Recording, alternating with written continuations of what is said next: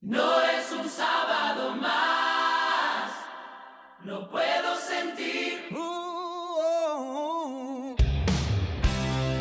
es un sábado más, esto te lo aseguro.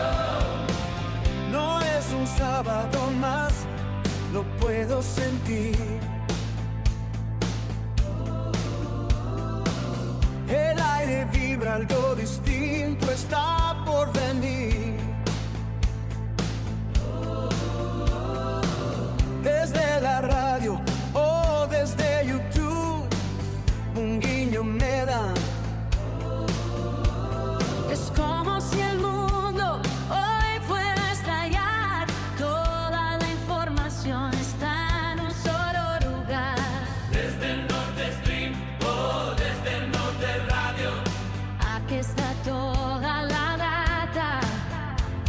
Para que te puedas informar. no es un sábado más, Esto es seguro. no es un sábado más. Esto te lo aseguro. Buen día, amigo, buen día, amiga. ¿Cómo va la vida del otro lado? La voz es mía, no es un ventrílogo que estaba hablando, sino que simplemente la voz la tengo así cascada, dirían los locutores de antes. Aquí estamos en No es un sábado más, como siempre, en el Stream del Norte y en el Norte Radio para encontrarnos y buscar algunas cosas que valgan la pena para que disfrutes un fin de semana diferente, que puedas encontrarte con buenos tragos, con algunas series que puedas maratonear, con algunos lugares para que vayas proyectando, porque por ahí las vacaciones las tenés más adelante. Bueno, como siempre, ya lo sabés, hace tiempo que estamos juntos cada sábado a partir de la hora 10, así que esto no es un sábado más. En la dirección de cámaras, Belén Nardoni, el señor del sonido se llama Leonardo Guerra, la producción integral es de Judith Coronel y nosotros, con mi nombre que es Juan Carlos Breggi, vamos a empezar de una manera distinta. ¿Por qué? Porque siempre igual. Cambiemos y vamos a encontrarnos con una jovencita que ya nos visitó y nos va a cantar y contar cuál es su canción preferida.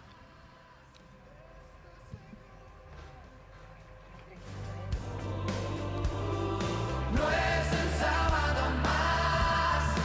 Esto te lo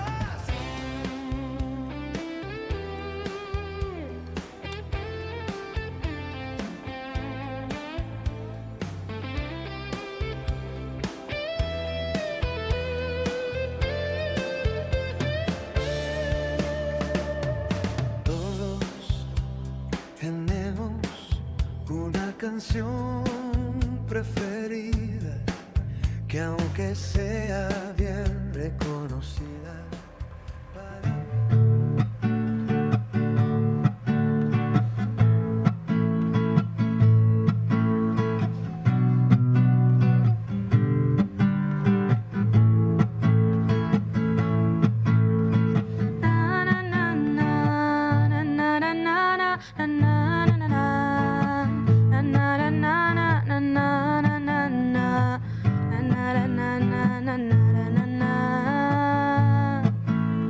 Y te vas, amor, si así lo quieres, ¿qué puedo yo hacer?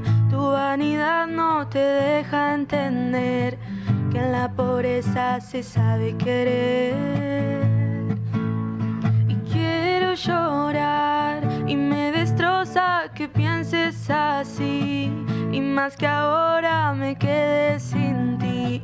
Me duele lo que tú vas a sufrir, pero recuerda, nadie es perfecto y tú lo verás. Más de 1000 cosas mejores tendrás, pero cariño sincero jamás. Vete olvidando eso que hoy dejas y que cambiarás por la aventura que tú ya verás.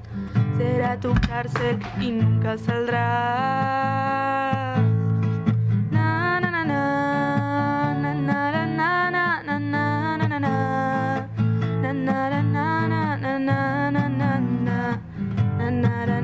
na na na na.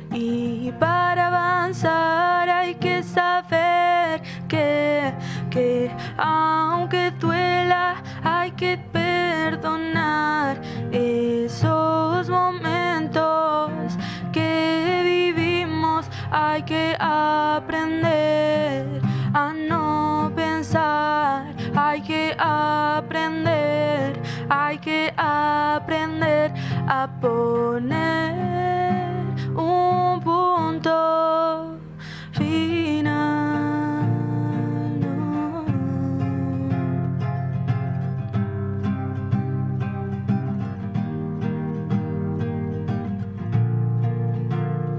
Hay que aprender a poner un punto final.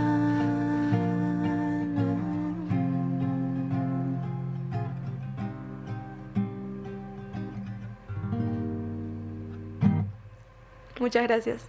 Puedes encontrarnos en todas las redes sociales como @Diario El Norte SN y @El Norte Stream.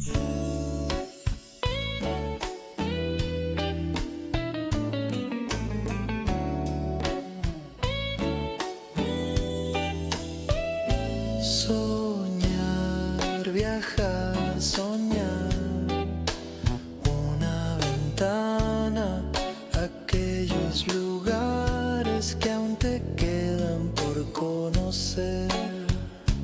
Viajar, soñar, viajar. Paisajes que quieren quedarse para siempre en tus retinas. Soñar, viajar, soñar, la montaña o el mar. Viajar, soñar, viajar, las grandes ciudades o aquellos pueblitos perdidos en el tiempo.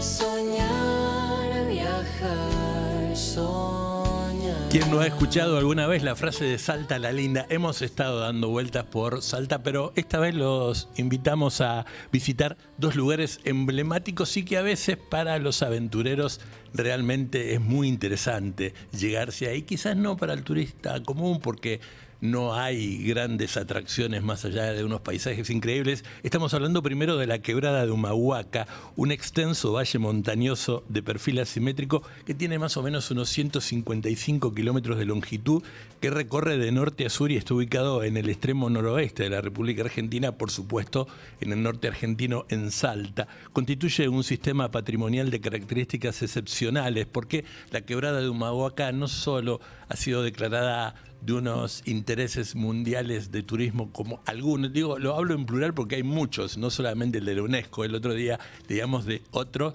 que los brinda otra institución, pero bueno, este es uno de los intereses turísticos del mundo más importante, y para todos aquellos que les gusta el trekking, que les gusta la montaña, la quebrada de Humahuaca es un lugar increíble, y podés salir desde Salta capital para llegar ahí, porque no es tan lejos, y darte un día para poder visitar un lugar que es increíble como la capital de nuestra provincia de Salta, con la variedad inmensa de cuestiones para visitar, no solamente el estilo colonial que se refleja en las casas, en la casa de gobierno, en la catedral, sino también por ahí llegarte una noche y disfrutar de una de esas peñas que te harán cantar y bailar hasta la madrugada.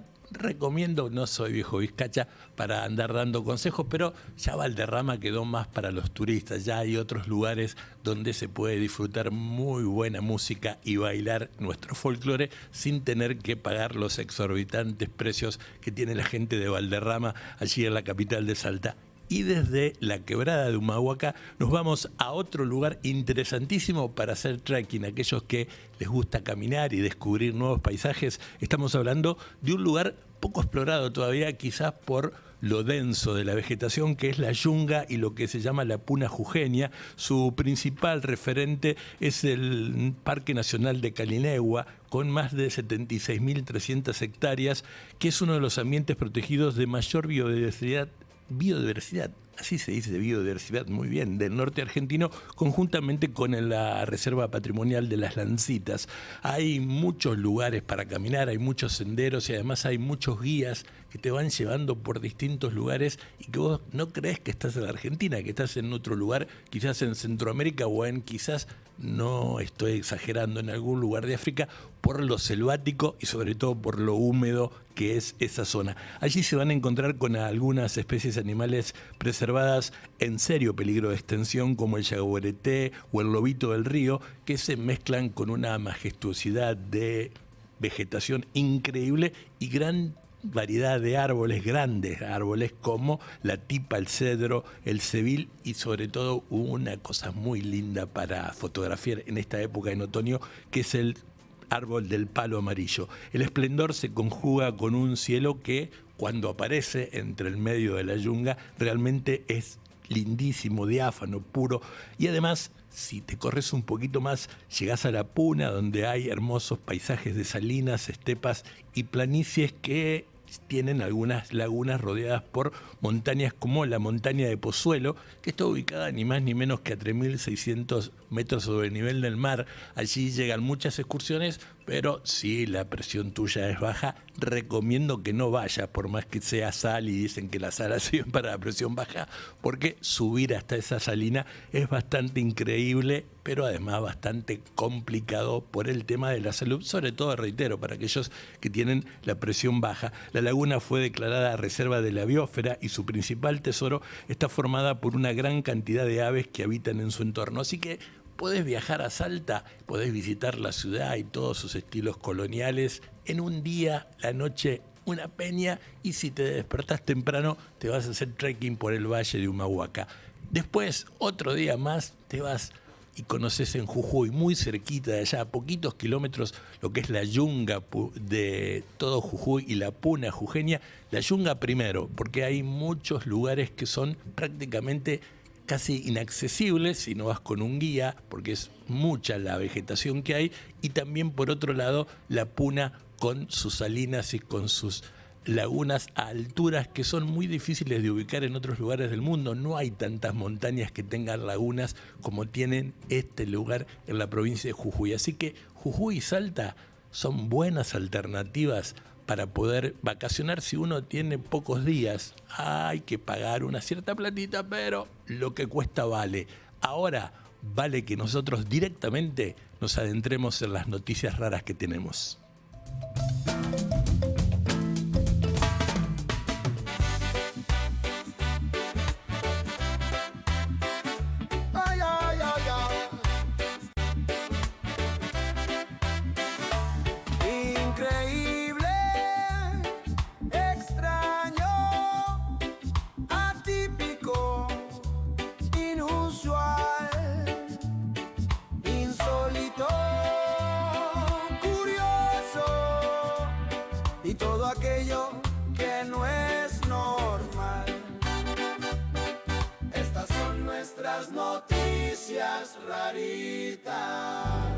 Esto no es un sábado más aquí en el stream del norte y en el Norte Radio. Como cada sábado vamos a partir de las 10. No olvides que tenemos una cuenta de Instagram para que puedas comunicarte con nosotros, que es @noesunsábadomás. Así, todos seguiditos, sin acentos, @noesunsábadomás. Y también, por supuesto, si no, enviarnos un mensaje a la inmensa y buenísimas cantidades de redes sociales que tiene el diario El Norte, nuestra casa. Vieron que a veces uno dice, ¿para qué hacen tal cosa? ¿Tanto tiempo libre tienen? Bueno, hay algunos que parecen que tienen mucho tiempo libre. Si yo te cuento de alguien que se llama Favor Against Annie, porque primero va el apellido, después por el lugar donde vive va el nombre, tendría que ser al revés, sería Annie Favor. Pues sí, ¿quién es? Bueno, es alguien que rompió un récord Guinness, y cuando uno dice rompió un récord Guinness, dice seguramente hizo una especie de huevada. Y sí, vieron, a ver, en Estados Unidos hay muchas competencias escolares de deletreo, sobre todo para que los chicos puedan identificar mucho las letras, porque me voy a poner de maestro ciruela, en Estados Unidos le enseñan a leer por la fonética de las letras. Entonces hay muchas competencias de deletreo de letras. Bueno, Annie no hizo eso, es una africana que lo que hizo fue establecer un nuevo récord mundial Guinness al contar de una vez en alto desde 0 hasta 1.070.000. A ver si me entienden. Empezó 0, 1, 2, 3, 4, 5 y llegó a 1.070.000 sin equivocarse y sin parar. Bueno, lo de sin parar ahora vamos a ver que no es tan así. Pero la historia es, ¿para qué sirve ese récord Guinness? Yo la verdad no tengo idea. Bueno, Tuvo 70 días para hacer eso, pero 14 horas por día, claro, porque en realidad la gente de los récord Guinness le dijo, este récord hace 18 años que no se rompe y hay que tener una cadencia, es decir, hay que hacerlo cada 5 segundos, es decir, encima de medio sopomífero, porque se agarra, uno dice, ay, me voy a decirlo todo rápido, 1, 2, 3, 4, no, es 1, 2, 3, bueno, la historia es que llegó a 1.070.000 y logró un nuevo récord Guinness. Toda su, de alguna manera, su proeza fue seguida por miles de seguidores en YouTube. Hay gente que no sabe qué hacer y está mucho tiempo en YouTube. La tarea, como decíamos, le demandó una dedicación diaria de hasta 14 horas de repetición constante de números. Annie enfrentó la monotonía del conteo sin abandonar el proyecto y ahora es poseedora del nuevo récord Guinness. Honestamente fue muy difícil, dice Annie, pero mi pasión por contar me mantuvo en marcha, declaró tras completar la prueba y después de que la gente del récord Guinness, que gana guita haciendo esto, yo no sé, digamos quién le paga, pero bueno, a la gente del récord Guinness alguien le debe pagar, después que el récord Guinness efectivamente validó que rompió el récord y contó de 0 a 1.070.000. Tuve un equipo encantador que me apoyó y me animó y fue divertido a pesar de los desafíos. Mi determinación para lograr este proyecto fue una misión de no retorno. Nunca pensé en ningún momento en abandonar por ninguna razón, añadió la protagonista. Ahora ella, que es de Nigeria, me olvidaba de contarte al principio que Annie es de Nigeria, posee el récord Guinness de contar en voz alta 1.070.000 sin equivocarse y diciéndolo de corrido. Por supuesto, tardó 70 días porque hacía 14 horas y después paraba, pobrecita, no solo por la voz, sino para dormir, descansar, ir al baño, comer algo, no sé, algo tenía que hacer. Pero vale la pena, qué sé yo. Ella ahora tiene en su caso una medallita de récord Guinness. Y nos vamos de Nigeria a Tokio porque el edadismo está muy de moda y es una de las cosas que poco se habla. Muchas veces se habla del bullying, de las cosas que le hacen a los jóvenes, pero también hay muchas veces le hacen alguna especie de bullying o alguna especie de segregación a gente mayor, a gente, ya hay, ustedes saben que ya no se está hablando de la tercera edad, se está hablando de la cuarta edad o de adultos jóvenes y de adultos mayores. Bueno, en Tokio van todo para atrás, al menos en un bar, porque un bar de Tokio ha restringido el acceso a mayores de 40 años para evitar tensiones generacionales. Así como lo escuchan, si tenés 40 años y 3 días, no intentes ir porque te van a decir acá no entras. Un bar está ubicado en el distrito de Shibuya, en Tokio. Generó bastante controversia la semana pasada cuando instaló un cartel que restringe el acceso a personas mayores de 40 años. El establecimiento se define como un bar de especialidad U-40, es decir, menores de 40 años, y busca concentrar a un público joven para evitar que se mezcle con los más grandes. ¿Qué culpa tenemos los que somos más viejos? No podemos ir a tomar nada, no podemos ir a sentarnos con unos amigos a tomar un café o unos tragos. Ahí parece que no. Según el informe que hizo esta semana la televisora japonesa estatal, el cartel de advertencia se encuentra en un lugar visible cerca de la entrada y especifica que el recinto es un pub para la generación joven. Durante la cobertura se constató que el 90% de los clientes tenía entre 20 y 30 años, es decir, que era verdad que ahí no podía entrar la gente mayor. ¿Qué dicen los dueños? Bueno, los dueños le echan la culpa a los más grandes, es decir, no a los pibes. Los dueños dicen que no quieren generar tensiones generacionales porque cuando visitaban clientes mayores aumentaban las quejas por el ruido que hacían los jóvenes porque la música estaba muy alta. Entonces queríamos que nuestro público objetivo desde ese principio tuviera un espacio tranquilo y que la gente mayor busque otro lugar. Así que si tenés más de 40 pirulos, buscate otro lugar en Tokio porque a ese bar que está en el distrito de Shibuya no entrás. Es un bar para menores de 40 años. Y por otro lado, también te encontrábamos que en Nigeria, Annie, una mujer nigeriana, se lleva el récord Guinness 2026 al contar solita de 0 a 1.070.000 sin equivocarse y derechito. No tuvo ningún problema en hacerlo, así que ahí se quedó con la medalla del récord Guinness. Nosotros no tenemos ningún problema ahora para pasar a hablar de tecnología. Dicen que mañana es hoy. Dicen que hay máquinas que ya piensan por nosotros. Dicen que nuestro celular es nuestro nuevo cerebro. Dicen que la novedad ya pasó de moda. Dicen que el avance es mucho más rápido que nuestro pensamiento. Dicen que ya nada es primicia. Dicen que amarás a la tecnología por sobre todas las cosas. Es el nuevo primer mandamiento.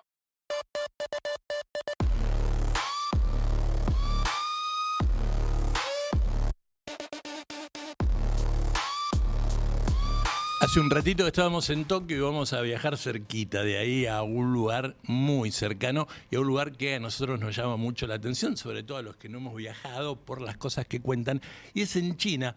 Y apareció una fiebre, estamos hablando de tecnología, sí, pero apareció una especie de fiebre por la alta tecnología, porque un creador de contenidos en la provincia de Guangdong, en China, dice haber refinado el oro de las tarjetas SIM. ¿Se dan cuenta? Ustedes vieron las tarjetas SIM, que son cada vez más chiquititas en los teléfonos, antes venían grandes y también en algún momento se usaron y se usan para las tarjetas de crédito. Bueno, tienen filamentos de oro y él dice que logró refinar ese oro de las tarjetas SIM por un valor superior a unos 120.000 yuanes, que aproximadamente son unos $17.000, a partir justamente de esas tarjetas SIM, aunque también encontró algunos otros componentes que tenían filamento de oro y revisándolos pudo encontrar esos filamentos de oro y lograr juntar oro para llevarse casi $17.000. El video que lo publicó él, titulado por los usuarios La alquimia de los chips, muestra el procedimiento detallado para separar el metal precioso de los circuitos integrados que vienen de las tarjetas SIM, reitero, de los teléfonos, de la tarjeta de crédito, otra cosa. Sin embargo, la difusión del material generó un poco de controversia porque los expertos dicen que en realidad no es tan fácil, tiene que haber juntado, 2 millones de tarjetas SIM, porque en realidad la más pesada de todas las tarjetas SIM que podés encontrar puede tener filamentos de oro que lleguen a los 0,47 miligramos de oro. Es decir, 0,47 miligramos de oro, no gramos de oro, lo que significa que se necesitarían aproximadamente 500.000 tarjetas de entrada para llegar al valor que él dice que recogió.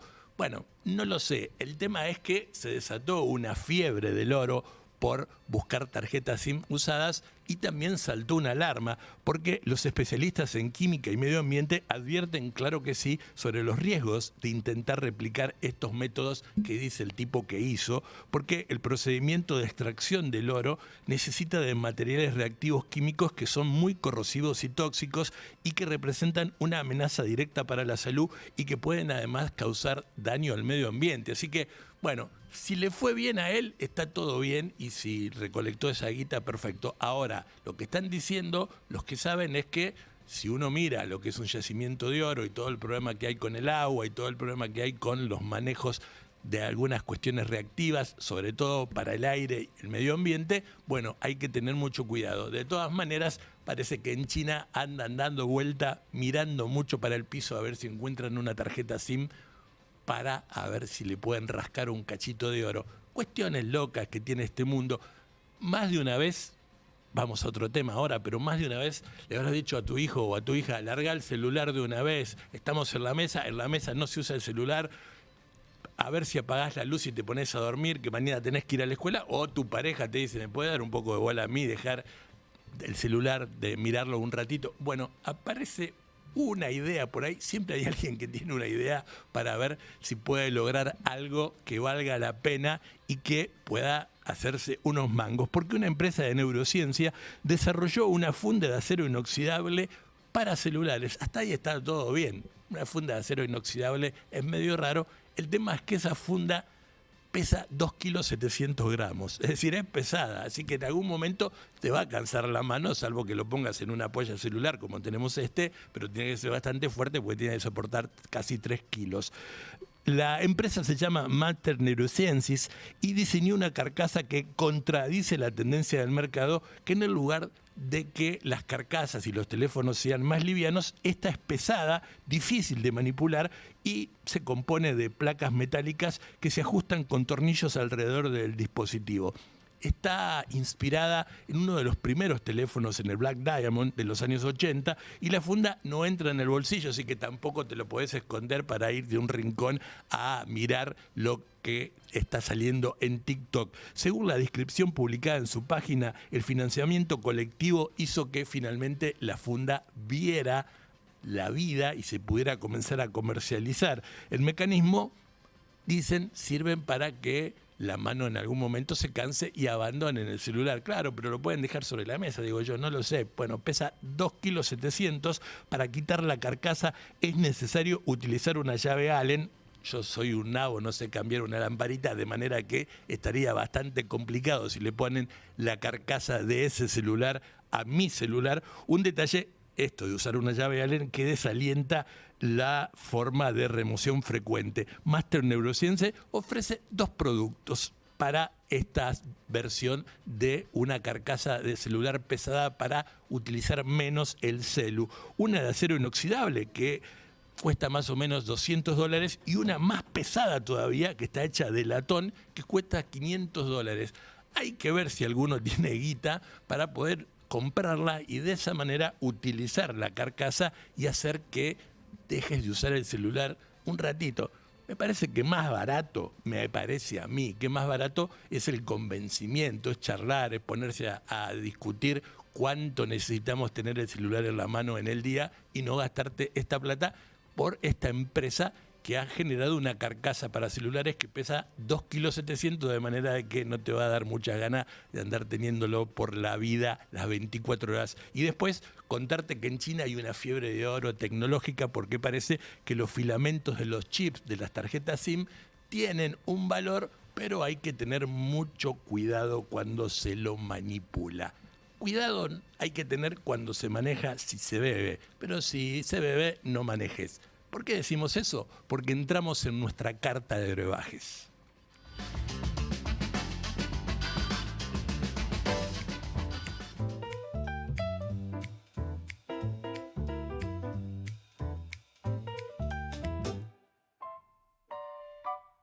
Hoy presentamos un vino tinto, oscuro como un laberinto. Se lleva bien con quesos suaves para esas noches largas y estar con quien ya sabe. Carta de brebajes, sabores sin fin. Un sorbo de magia empieza aquí. Maridajes perfectos, un mundo sutil en cada copa. Un sueño febril.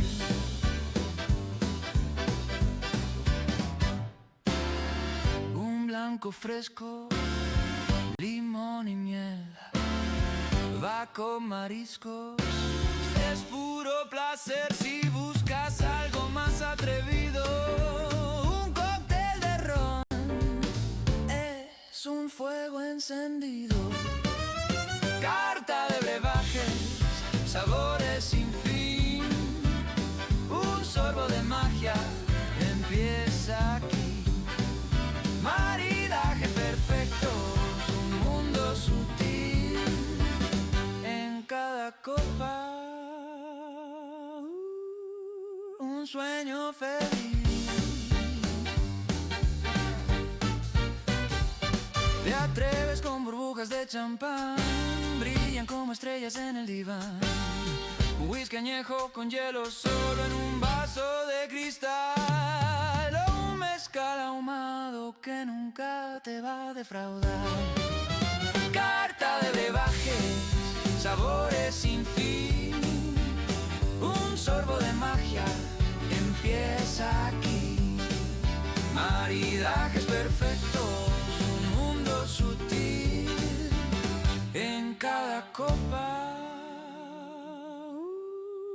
Un sueño febril.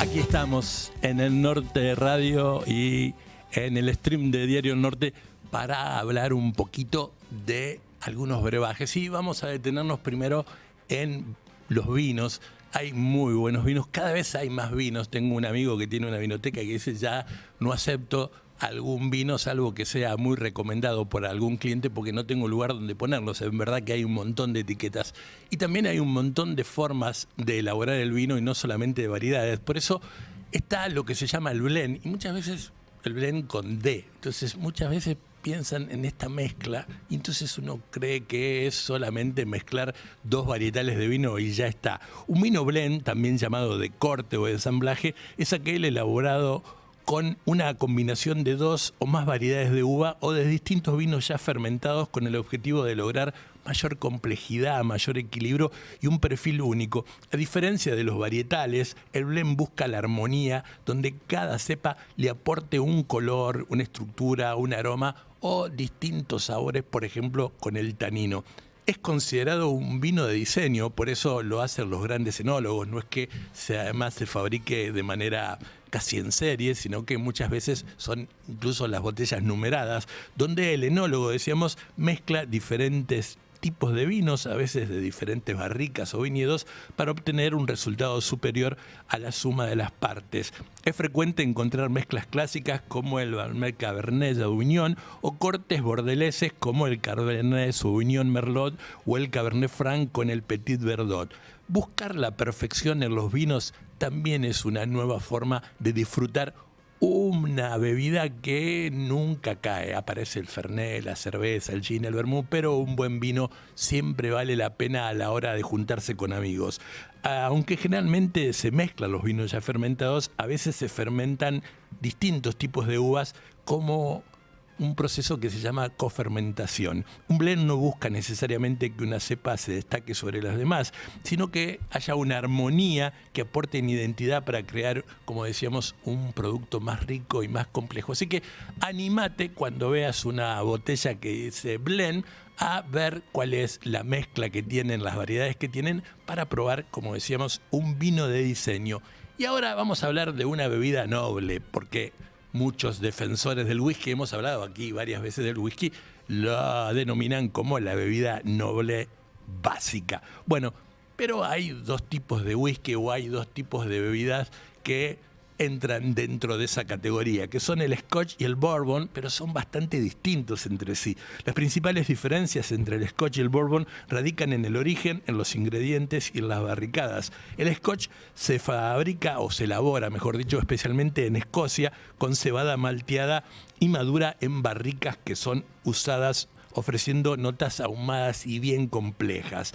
Ahora, el Bourbon se produce en Estados Unidos, fundamentalmente en la zona de Kentucky, pero hay muchos otros lugares como en Texas donde se utiliza también ello, y ahí la diferencia también es que las barricas para el Bourbon son de roble nuevas y que tienen por resultado una especie de un whisky o un bourbon un poquito más mantecoso, más dulce, con sabor a vainilla. Decíamos que el Scotch utiliza cebada malteada y cereales mixtos también, y el bourbon utiliza un 51% de maíz, además de centeno, trigo, cebada. Se añejan también en barricas. El bourbon se deja envejecer en barricas nuevas de roble carbonizado, lo que le da esas intensas notas, como decíamos, de caramelo, más dulzones, más de vainilla, mientras el Scotch utiliza principalmente barricas de robles que son reutilizadas y que muchas veces inclusive tuvieron otro bourbon o, por ejemplo, otro tipo de bebidas como el Jerez, aportando sabores más sutiles y complejos. El Scotch tiene un mínimo legal de 3 años, siendo común los Scotch de 12 años para comercializarlo o más, cuando más tiempos, más añejos, y cuando más añejos, por supuesto que más caros. El Bourbon no tiene tiempo mínimo para empezar a beberlo, aunque el Straight Bourbon, llamado así sobre todo en la zona de Kentucky, requiere al menos 2 años y vale casi 3 veces más que el Bourbon original. El Bourbon es generalmente más dulce, con cuerpo y sabor a roble, mientras que el Scotch tiende a ser más seco, ahumado y maltoso. De todas maneras, hay una especie de River Boca, nunca al revés, hay una especie de River Boca, y aquellos que les gusta el Bourbon dice jamás probaría el Scotch, y aquellos que tienen en su boca un scotch, dice el bourbon es para las damas. Es una identificación bastante tonta porque el whisky es muy bueno y si viene de una maltería que realmente hizo las cosas como corresponde, no importa si venga de Escocia y sea un scotch o no importa si venga de Kentucky y sea un bourbon, vale la pena, sí, claro que sí, tomarlos. Bueno, y además, por otro lado, también te recomendamos que te animes a mirar las etiquetas en un súper o en una vinoteca y llevarte una buena botella que diga blend, donde haya distintas variedades o varietales, mejor dicho, de cepas de vino para probar cómo es un vino de diseño. Aquí estamos. Esto no es un sábado más en el Stream del Norte y en el Norte Radio. Y este preciso momento es el momento del cine. Pruebas o clásicos, para reírse o emocionarse, para ver en familia o solo en compañía de un rico café. No hay excusas, abrí bien los oídos que estas son nuestras películas, las favoritas y queremos compartirlas con vos.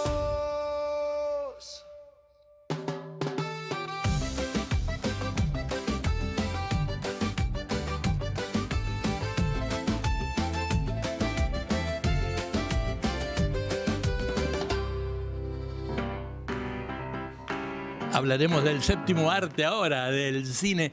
Miren, lo que voy a hablar ahora es de una película bastante nueva que cuando empecé a leer la sinopsis me dio cierta curiosidad y fui a verla, porque realmente no fui al cine, sino traté de encontrarla para verla, porque es una película también recién estrenada a principios de año, en este 2026. Se llama Alerta Extensión en castellano, Cold Storage en inglés, en el original. Y es una película totalmente indescifrable. La verdad, a mí, pero es a mí, no tiene por qué importarle a usted, doña Rosa, las películas de ciencia ficción no me gustan salvo que sean muy buenas. Es más, yo no he visto ni Star Trek, ni Guerra de las Galaxias, ni por el estilo, cada uno o Viaje a las Estrellas.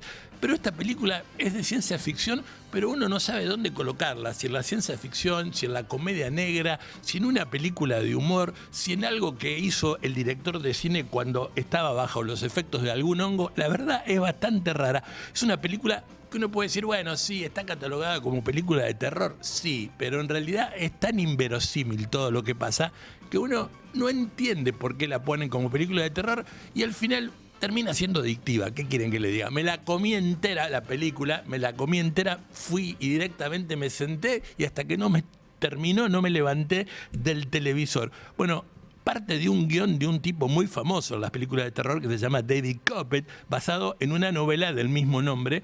En 1979 la estación Skylab, no sé si ustedes recuerdan la estación, hablando ahora que está la expedición Artemis, bueno, la estación Skylab es desmantelada a través de un reingreso atmosférico, pero hay un tanque de oxígeno que sobrevive y aterriza sobre lo que es Australia Occidental, la parte más cercana al mar de Australia, y ahí cuando cae esa parte del tanque de oxígeno del Skylab, un granjero lo toma y hace una especie de museo para que vaya a verla todo el pueblo, lo que había recolectado de lo que se llama la chatarra espacial. Ese tanque de oxígeno había llegado enterito a la Tierra. Bueno, cuando la noticia corre como reguero de pólvora porque habían pasado una serie de sucesos que no le voy a contar aquí, casi como 10 años después, un bioquímico, acompañado con agentes de bioterrorismo del Pentágono de los Estados Unidos, va en busca de ese tanque de oxígeno que resulta que había llevado adentro un hongo que era muy infeccioso y que lo habían puesto en ese tanque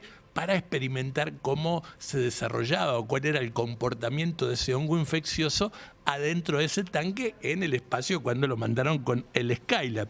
Bueno, ¿qué pasó? Un par de días antes que los científicos y los expertos en bioterrorismo llegasen a la granja, el hongo parece que se escapó y había matado a los granjeros porque había mutado y mató a los granjeros porque estaba él y su mujer y a todos los que habían ido ese día a verlo a esa especie de museo.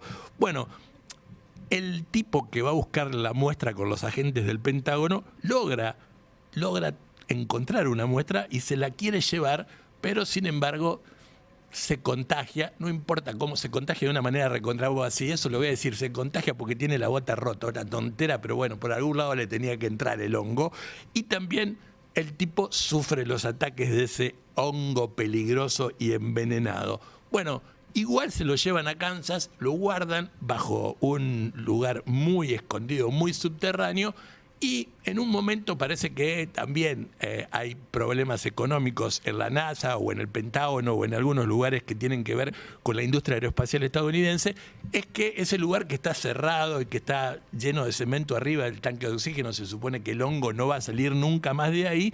Bueno, lo alquilan a esa bóveda que habían armado para una especie de una empresa de almacenamiento. La historia es que aparece una dulce viejecita, por eso es recontra increíble todas las hojas que vas armando o que vas desarmando de la película. Aparece una viejecita que está muy enojada con la vida, que quiere quitarse la vida o que quiere irse a vivir sola, que nadie sabe cómo se mete por un lugar donde estaba ese almacén, que abajo, en el lugar donde estaba todo tapado por cemento, estaba ese tanque con ese hongo peligroso, y la viejita se contagia y empieza a hacer un lío terrible. Y ahí, en la mitad de la película, empieza otra película, porque realmente es como si fuera una película dentro de otra película, como una mamushka rusa que lo sacás y hay otra, y otra, y otra, y uno no termina de entender si es una película de terror por lo que le pasa a la gente, si es una película de comedia negra porque realmente es bastante raro e inverosímil, como decía al principio,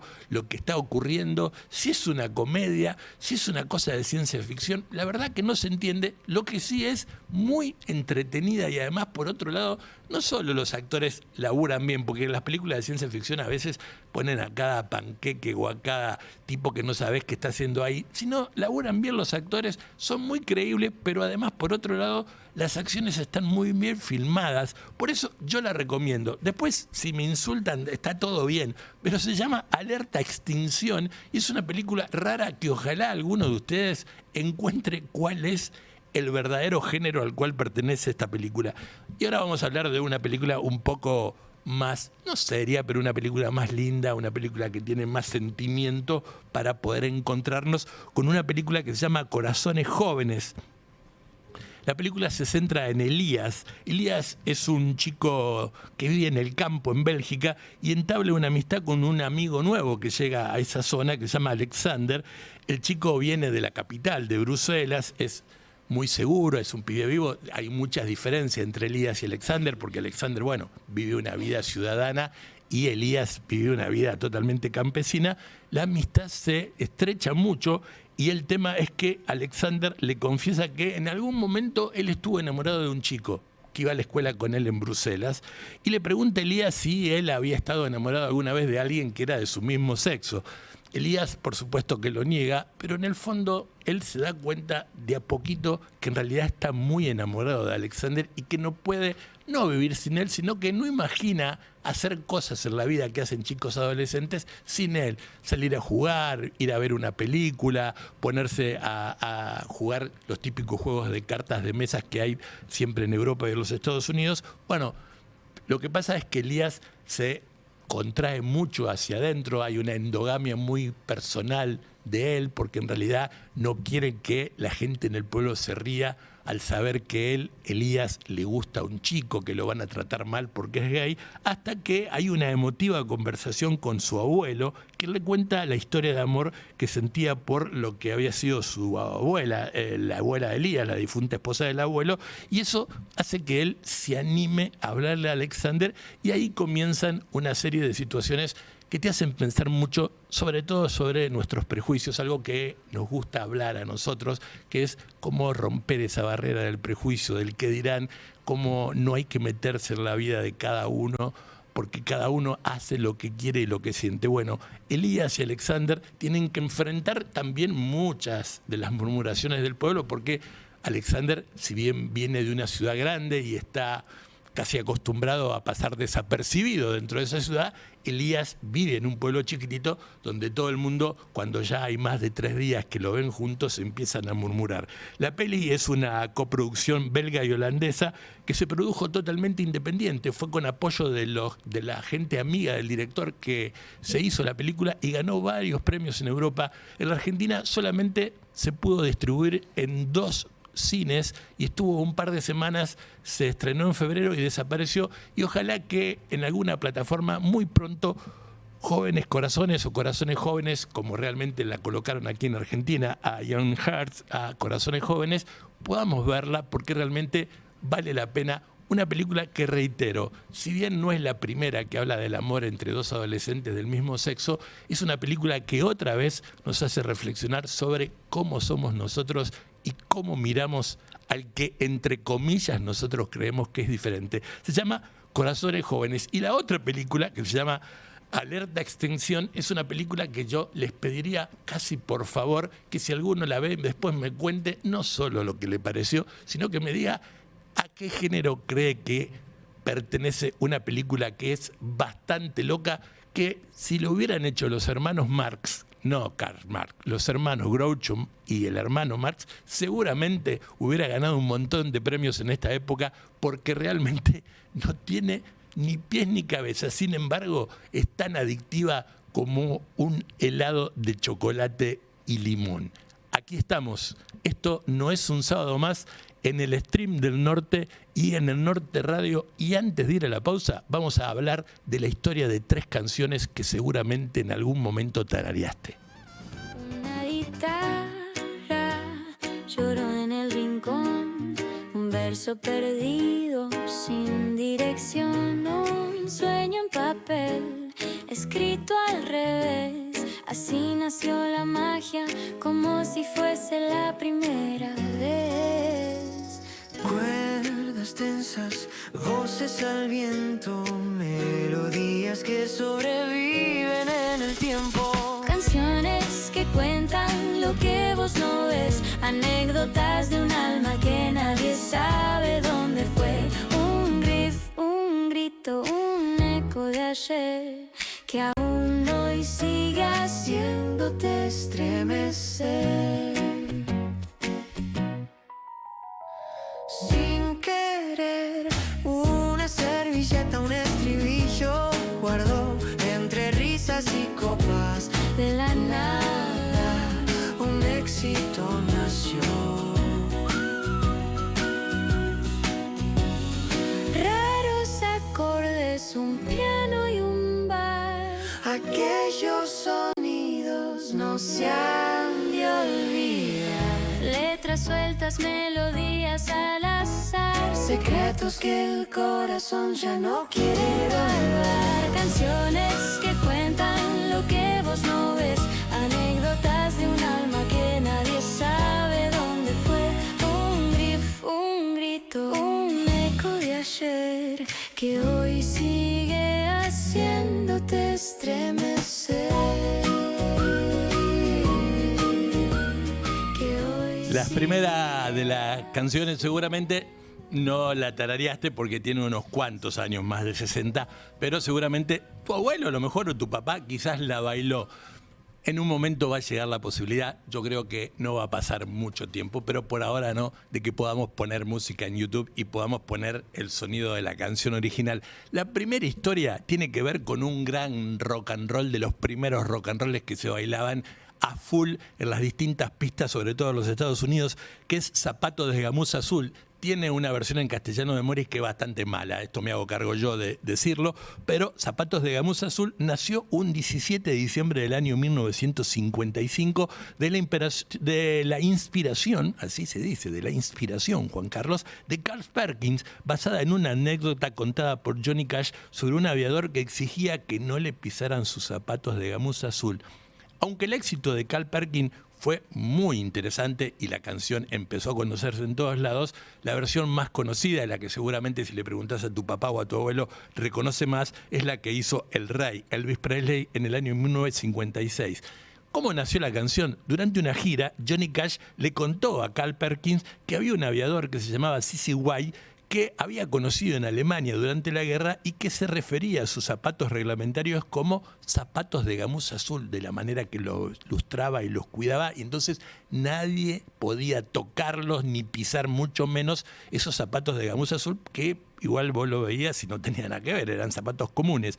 La insistencia de este hombre en que no le le hagan un pisotón sobre sus preciados zapatos, le dio a Carl Perkins la idea de la canción. Escribió en una bolsa de papas fritas que estaba comiendo ese mismo día, cuando estaban grabando un disco, y tras presentarlo a los productores, hicieron venir a dos chicos, un chico y una chica, para ver si la podían bailar. La bailaron, y la bailaron también, sobre todo porque el coro repetía insistentemente: no pises mis zapatos de gamuza azul. Entonces se daban unas especies de saltitos cuando bailaban. Fue grabada en los estudios Sound en Memphis y considerada una de las primeras y más influyentes grabaciones de rockabilly y de rock and roll, convirtiéndose quizás en el primer éxito country en entrar en las listas de Ragtime Blue. La versión de Elvis, aunque la versión de Carl Perkins fue la primera, Elvis la grabó en el 56, como te contábamos, como tributo a su amigo Carl Perkins, lo que ayudó a popularizar masivamente el tema y además, por otro lado, a darle unos cuantos dólares en regalías a don Carl Perkins por haber creado esa canción Zapatos de Gamuza Azul. De aquella época del 56 nos venimos a los comienzos del 90 porque vamos a hablar de una increíble canción que cuando suena a uno se pregunta cómo tiene esa voz ese muchachito. Bueno, estamos hablando de Crazy, la canción de Seal, que nació en el año 1990, la canción, estamos hablando, no Seal, y estaba inspirada por los convulsionados cambios geopolíticos de finales de los 80, principalmente por la caída del muro de Berlín, pero también por la masacre en China de Tiananmen en el año 1989. Él la compuso junto con su amigo Guy, que era Guy Searford, que siempre estuvo al lado de él componiendo en todos los discos de Seal. La canción refleja una búsqueda de libertad y la necesidad de volverse un poco loco para ser diferente, para sobrevivir en un mundo cambiante. Es decir, no habla de la locura enfermiza, sino de la locura que uno trata de tener para poder entender y convivir con un mundo tan cambiante. ¿Vale la pena para este 2026? Seguro que sí, no ha perdido vigencia en esta historia. Seal, dice él, que sintió que el mundo vivió un mundo culminante y cambió su enfoque hacia letras más introspectivas.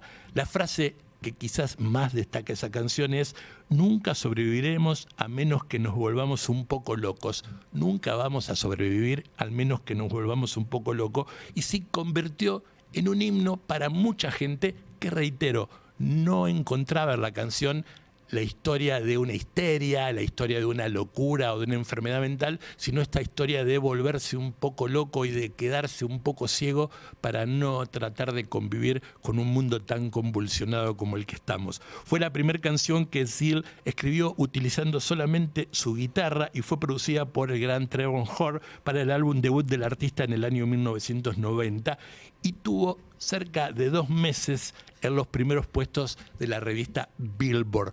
Y ahora la última canción tiene que ver con nosotros, tiene que ver con nuestra historia y para algunos, como el que habla, tiene que ver con su adolescencia. Estamos hablando de pequeñas anécdotas sobre las instituciones, la canción de Sui Generis que también le da el nombre al disco. Ahí estamos viendo, los que están en el stream, la tapa del disco. La canción fue escrita en el año 1974 por Charlie y con algunos aportes de Nito Mestre y nació como una respuesta crítica y madura ante la creciente represión y censura en la Argentina previa a la dictadura. En el año 74 ya había muchas muertes, ya había muchos enfrentamientos, ya estaba la AAA y bueno, de alguna manera Charlie, sobre todo el gran escritor de la mayor parte de la letra de la canción, quiso reflejar en estas pequeñas anécdotas sobre las instituciones ese mundo tan terrible que la Argentina vivía. Además buscaba retratar la asfixia social, pero se estaba alejando un poco, sobre todo del primer álbum de Vida, que era un álbum folk acústico 100%, para adoptar un sonido de rock eléctrico y progresivo más oscuro, que si bien le llevó mucho éxito al grupo y lo hizo vender mucho, también comenzó a alejarlo y comenzó a marcar las diferencias entre Charly y Nito sobre lo que cada uno de los dos quería para el grupo. Una profunda reflexión sobre la lucha por la libertad individual en un mundo dominado por la violencia, las estructuras del poder y el control. Desde el inicio, en la canción, el narrador expresa el anhelo por un futuro mejor, simbolizado por el sol que brilla en la ciudad. Pequeñas anécdotas sobre las instituciones formó parte del tercer disco de Sui Generis y fue una obra distinta a las anteriores, pero además es el disco más censurado de Sui Generis y es el más censurado en la historia porque del disco tuvieron que sacar 2 temas. Jorge Álvarez, que era el productor del disco, tuvo que eliminar porque si no la censura no le iba a dejar, aunque estuviéramos en democracia. Recuerdan ustedes que estamos hablando del año 1974, la censura no iba a dejar pasar ni Botas Locas ni Juan Represión, que fueron los 2 temas que fueron eliminados del álbum y que por suerte con el retorno de la democracia y cuando se reeditaron, sobre todo en cassette, ahora está volviendo el vinilo, pudieron colocarse esos 2 temas, Botas Locas y Juan Represión, en el disco Pequeña anécdota sobre las instituciones, una fuerte crítica con las distintas canciones que completaban el álbum. Así que recorrimos desde el 50 con con Zapatos de Gamuza Azul hasta el principio de los 70, la Argentina con pequeñas anécdotas sobre las instituciones y llegamos al 90 con Crazy de Sear, que tranquilamente puede ser una canción que escuchemos hoy y que ya tiene plena vigencia. Lo que ahora te digo es que es un momento de tanda y ya volvemos.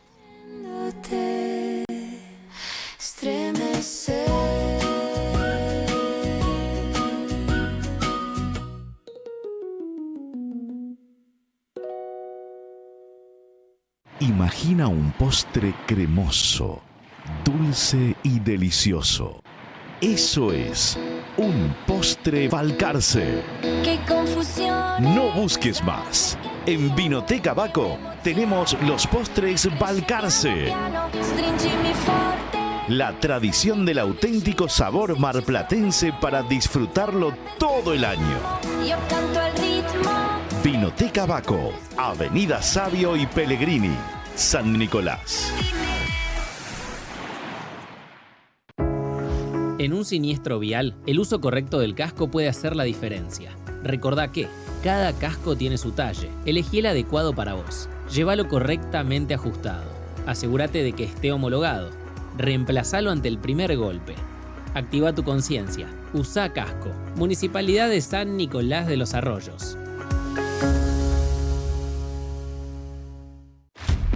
Que no te estafen. Los mails de Eden son siempre dominio @edensa.com.ar. Eden solo pide el número de NIS y verifica tus datos de contacto. No pide ni datos personales, ni del banco o de tarjetas. Tampoco te envía links desde números extraños o te pide pagar a nombre de otros. En edensa.com.ar podés chequear todos los canales oficiales. Juntos nos cuidamos de las estafas.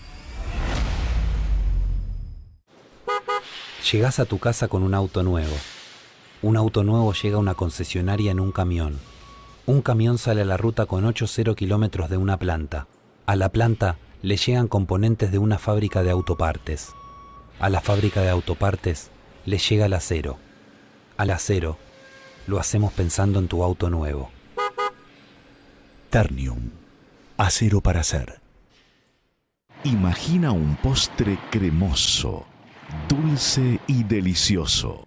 Eso es un postre Balcarce. ¡Qué confusión! No busques más. En Vinoteca Baco tenemos los postres Balcarce. Stringimi forte. La tradición del auténtico sabor marplatense para disfrutarlo todo el año. Yo canto al ritmo. Vinoteca Baco, Avenida Savio y Pellegrini, San Nicolás. Dale like a El Norte.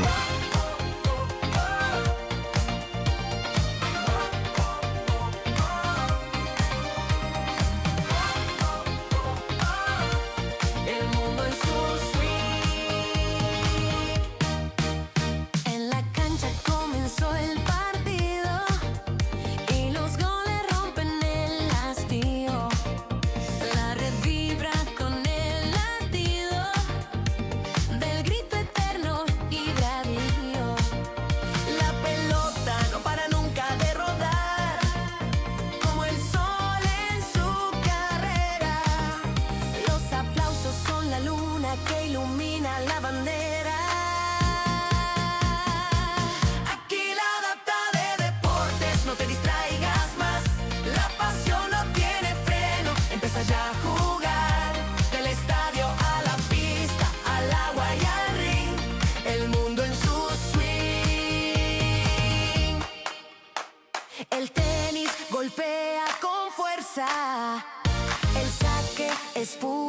destreza.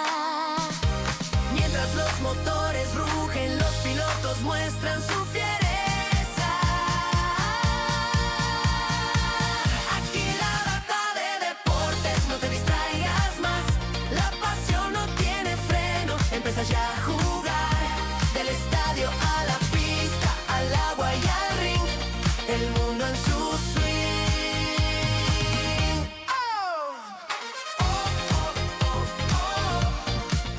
Volvemos a Esto No Es Un Sábado Más aquí en el Stream del Norte y en el Norte Radio, como cada sábado a partir de la hora 10. No olvides que tenemos una cuenta de Instagram que es @noesunsábadomás, todo seguido, @noesunsábadomás, y si no también en las distintas redes de El Norte.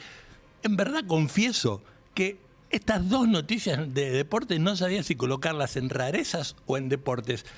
¿Alguien alguna vez se imaginó jugar al ajedrez y boxear a la vez?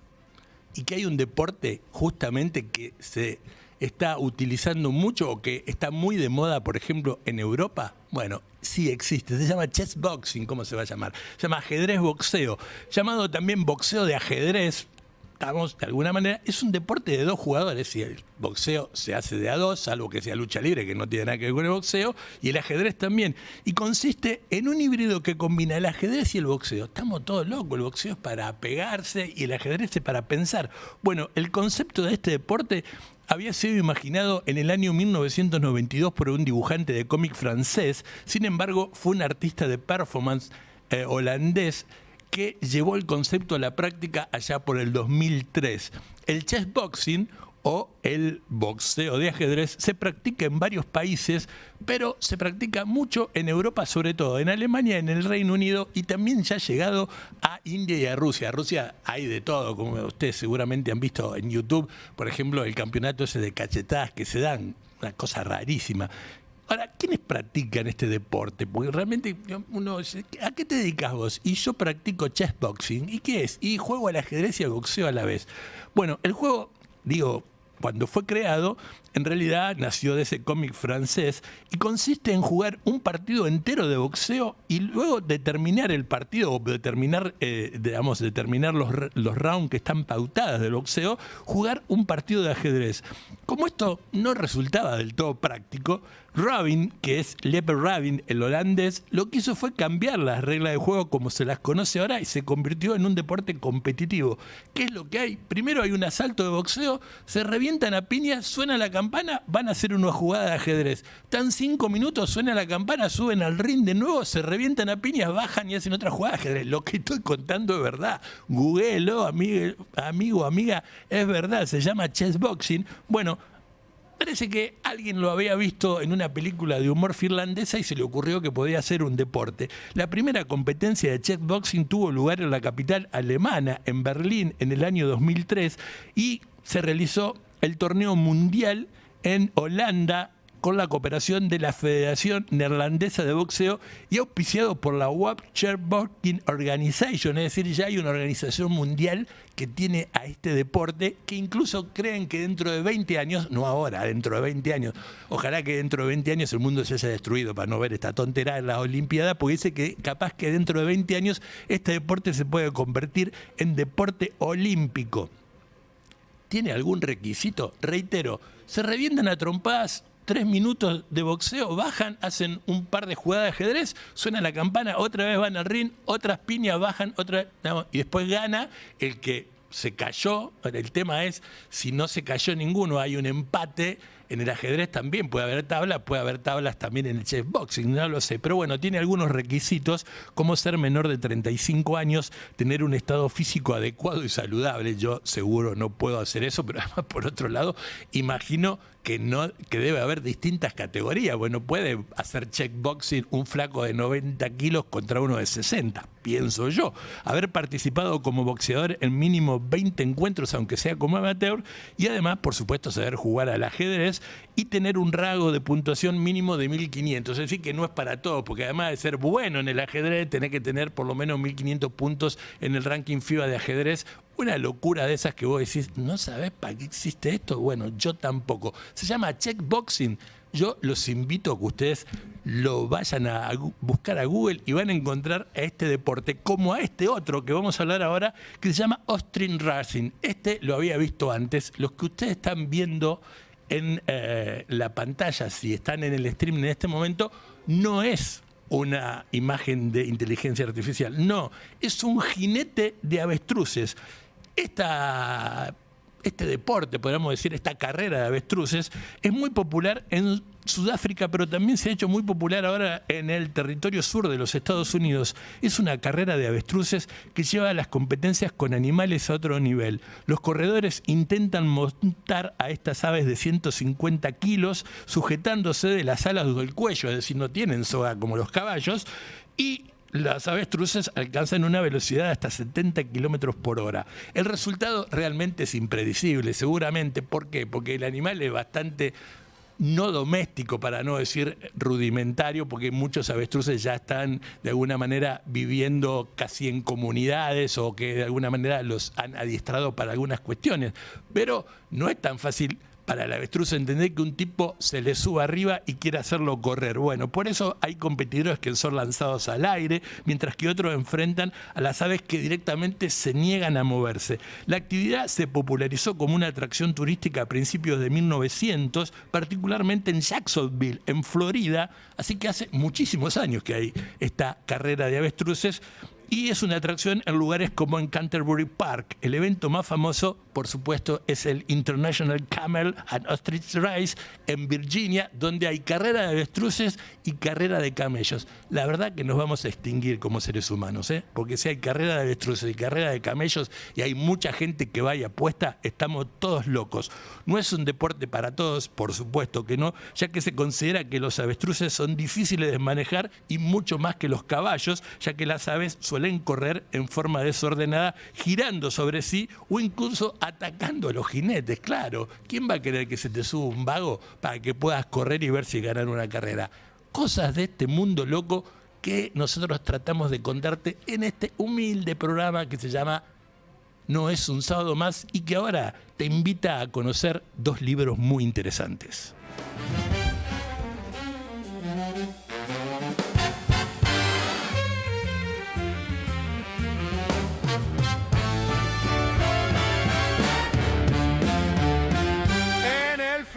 Semana, un libro siempre es una buena compañía.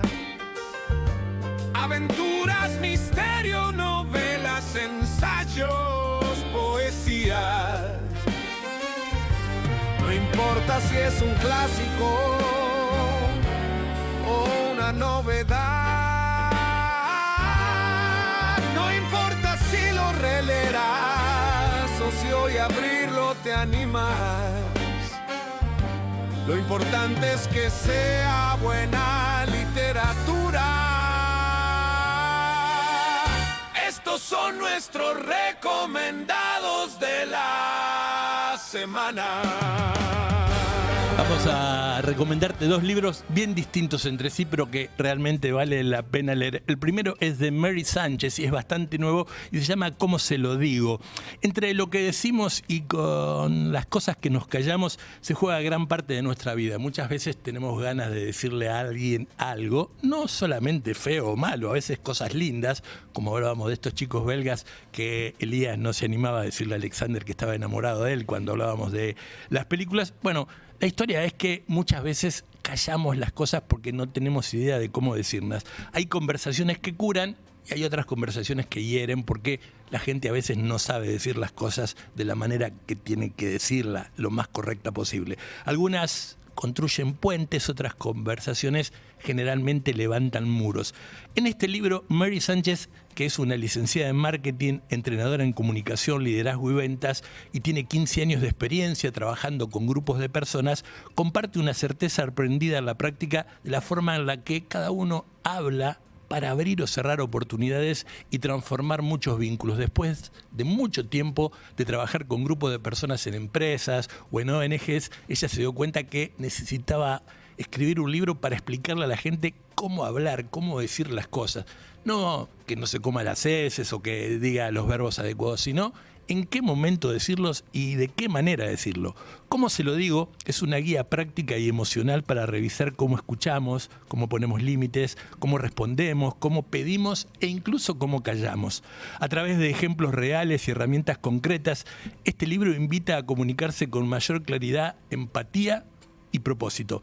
Porque comunicar no es solamente convencer, también fundamentalmente, dice la autora, es conectar, comunicar. Y cuando aprendimos a elegir nosotros a las personas con las cuales nos rodeamos, estamos también necesitando aprender cómo comunicarnos con ellas. Y también por eso es necesario aprender a elegir mejor nuestras palabras, nuestros gestos e incluso nuestros silencios. No solo mejora las conversaciones, esta forma de decir las cosas como corresponde, sino también que va a mejorar nuestra vida y nos va a hacer sentir, nos va a hacer sentir un poco más livianos. Recuerden ustedes que comunicar y hablar no es solamente decir las cosas, sino cómo decirlos, y que muchas veces el silencio dice mucho más que las palabras. El libro se llama ¿Cómo se lo digo? Es de Mary Sánchez, recién apareció y vale la pena que lo puedas leer. Y vamos a otro libro que es de otra argentina, de la reconocidísima Claudia Piñeiro, que tiene un par de años el libro, ya tiene unos 3 años, pero quería recomendarlo porque, bueno, salió la serie hace muy poco y fue una serie muy exitosa, pero el libro es mucho más rico que una serie que se gasta en 6 capítulos.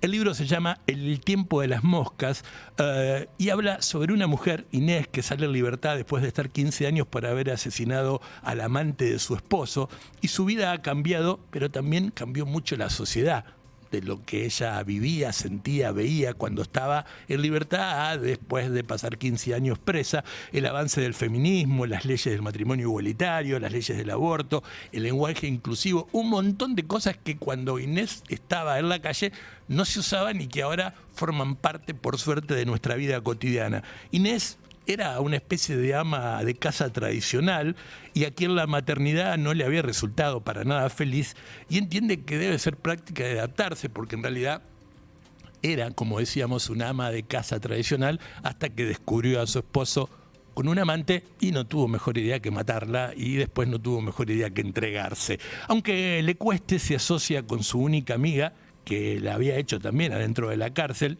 que le dicen la Manca, y ponen una empresa doble. Ella se ocupa de hacer fumigaciones y su socia de investigar como una especie de detective privada los lugares donde van a hacer las fumigaciones.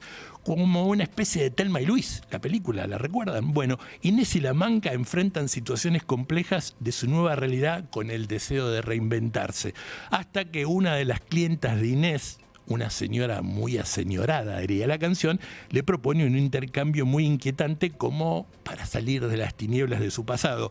La propuesta puede inclinar la vida, pero también puede inclinar la vida que llevaba, decíamos, pero también puede inclinar la balanza peligrosamente hacia un lado bastante desfavorable, y quien dice, también puede cambiarle la vida a ellas. Habrá que leer el libro para ver si lo lograron o no.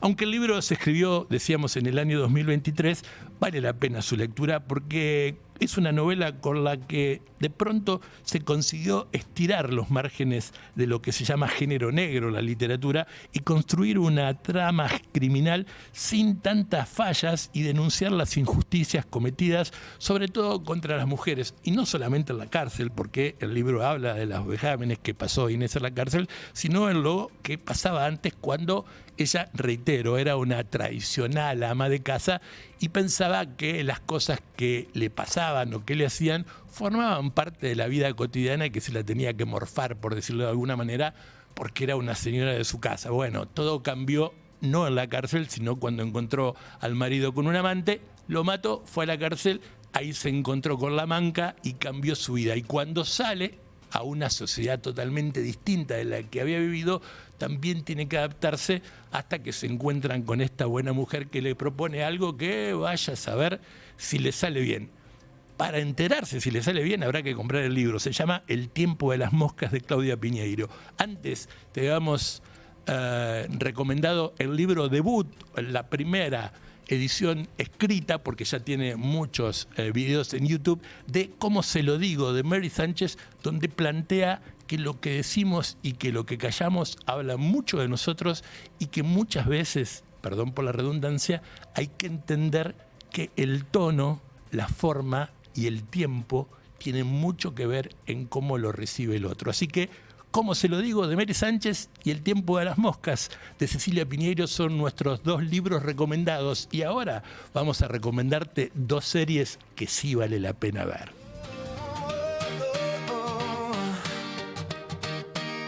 En la pantalla, mundos que arden, dragones vuelan, reyes pelean, un crimen suelto en la ciudad y yo aquí sin despegar. Dale play, no pares más, el control remoto tu mejor aliado será. Series que atrapan, te hacen volar, maratón en el sofá.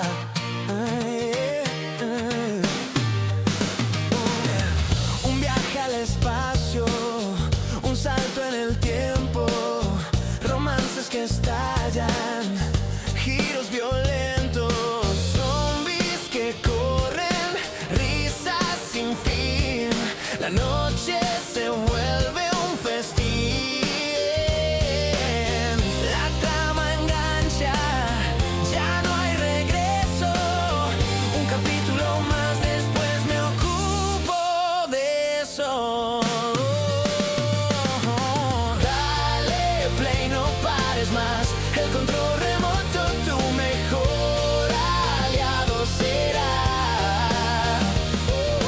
Series que atrapan, te hacen volar, maratón en el sofá. De la comedia al suspenso intenso, historias que laten, puro consenso. Cada episodio un nuevo universo. Un capítulo más después me ocupo de eso. Dale play, no pares más, el control remoto. Dale play, no pares más. Dale play, no pares más. Como cada sábado a partir de la hora 10 estamos en el Stream del Norte, en el Norte Radio, haciendo No es un sábado más, una guía para el fin de semana, para que te encuentres con un buen vinito para tomar, que encuentres un lugar para poder vacacionar si es que estás pensando ver a dónde irte de vacaciones, porque tuviste las vacaciones después, para poder enterarte de cosas locas y raras en el deporte y también las cosas raras que andan dando vuelta a la tecnología, para recomendarte buena literatura y buen cine, y también para hablar de series. Esta la terminé de ver anoche. ¿Qué le importa a usted? Bueno, la terminé de ver anoche porque me enganché. La verdad, a mí me gustan mucho las series inglesas y esta serie es bastante interesante. Se llama Joven Secuestrada. Está en Paramount Plus. Bueno, habla de 2 hermanas, Lily y Abby, que llevan una vida apacible en un pueblito muy chiquitito junto a su mamá, que es una mamá que no se sabe si es soltera o es una mamá viuda, pero nunca lo aclaran en la serie y no es importante porque la importancia recae sobre las chicas y no sobre ella. Transcurre su vida entre los estudios y la vida familiar, pero todo cambia de manera dramática cuando a Lily la secuestran. Quizás la secuestra de manera equivocada, pero bueno, no le voy a contar eso. La historia es que a una de las 2 gemelas, a Lily, la secuestra y es mantenida en cautiverio durante varios años. Está mucho tiempo en cautiverio. El responsable de este secuestro se llama Rick. ¿Y saben quién es Rick? Es el profesor de literatura del colegio donde iban las gemelas. En un pueblo chico, él tiene una cabaña bastante en las afueras y a Lily la tiene secuestrada durante muchos años y a pesar de las intensas búsquedas, la familia de la joven nunca puede encontrarla, pero casi 10 años después, casi mágicamente podríamos decir, Lily logra escaparse y denunciar el infierno que atravesó sin saber que esa situación, después de 10 años, va a dar pie a otro tipo de dolor que es tratar de volver a su antigua rutina. Ella tenía un novio, Lili era mucho más divertida que Abby pensaba ir a la facultad, ella pensaba vivir la vida y estar con sus amigos tomándose una birrita o fumándose un porro, pero se bancó 10 años secuestrada y el dolor de volver a su antigua rutina y a que todos la miren como una pobre chica la hace encontrarse con una Lili que interiormente ella no conocía. Además, en medio de una sociedad que la había olvidado, porque realmente habían pasado ya 10 años, y bajo el amparo de una familia que le cuesta reconocer también que la hija volvió y que ahora volvieron a ser dos, las gemelas, las que están juntas. Bueno, si son gemelas, son dos las hermanas. Por ello, no es Joven Secuestrada una serie común sobre la investigación y la búsqueda de sospechosos, sino sobre lo que genera la desaparición de una persona en todas las personas implicadas y relacionadas a ella, y qué es lo que pasa si por suerte esta persona aparece. Lo que pasa es que aparece 10 años después de que es secuestrada. La trama no se ocupa demasiado de encontrar pistas y detalles y persecuciones, las hay, poquitas, pero las hay, pero prefiere poner el eje en todo lo que es ese tipo que genera la mirada del otro sobre ella, que vuelve después de mucho tiempo y encuentra a la gente del pueblo que para ella prácticamente son desconocidos, y cada uno interpreta la vida que pasó Lili a su manera. No olvidemos que estuvo secuestrada de los 16 años hasta los 26, hasta que pudo liberarse de Rick, el profesor de literatura, que ahí lo tienen en la pantalla con esa cara de malito y esos anteojos. Vamos a otra de las series que vamos a recomendar y que también tienen que ver con una especie de secuestro. Se llama Alger Fouls y está en Prime Video. Es realmente nuevita y está basada en la novela homónima de Andrea Marra, y es una ficción que se focaliza en la angustia que atraviesa una mamá que no logra encontrar a su hijo.